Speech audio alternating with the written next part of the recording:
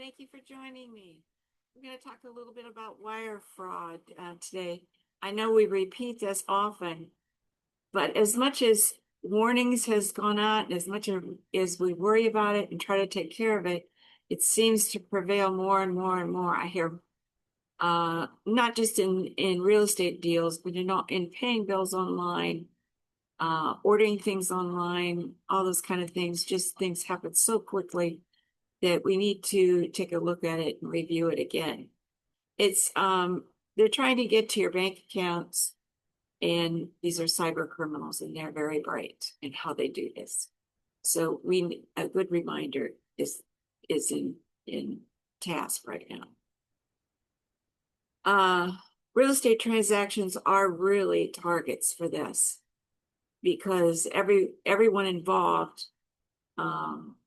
sometimes it's the first time you've ever done a transaction like this, the first time you've ever done it online, the first time you've ever so it's harder to notice something that may not be just right in the transaction. So it includes everyone involved, the receiver and everyone. You really have to watch the logos and the email addresses because they're really good at making them look exactly like what you're dealing with. So always maybe just a letter or a number off. Otherwise, it looks perfect. And if it's the first time you've ever seen it, you really need to be careful. If you're looking at your bank account every day, you have a better chance of noticing something that, gosh, I never saw that before.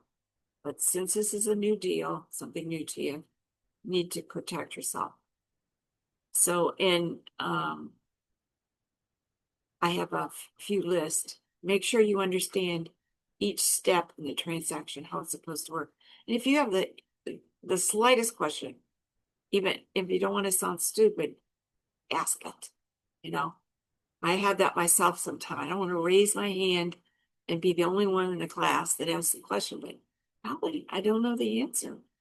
And so I ask, including transfer of funds for earnest money, down payment, and you want to make sure that that closing happens and you don't get robbed. So verify each request independently. Make sure you understand the wiring instructions. Get instructions in person if you can. You can always do like we're doing right now. Do something through Zoom or Google or something where you can talk to each other. But try to get them in those instructions in person from the person that's doing the closing.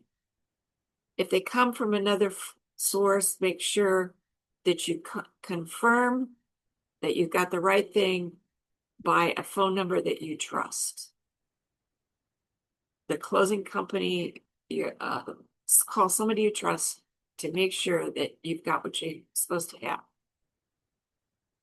Be super suspicious if all of a sudden there's last minute changes, because in all honesty, they try to keep from that happening. So title companies and lenders do not make last minute changes. Very rare.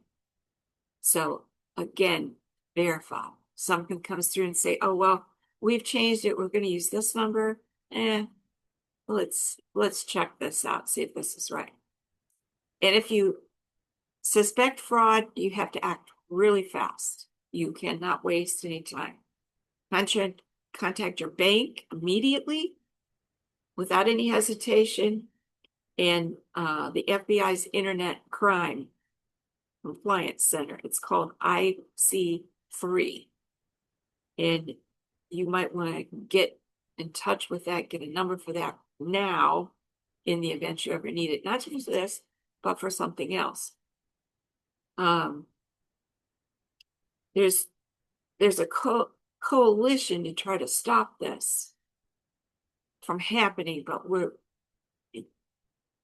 2 steps behind most of the time.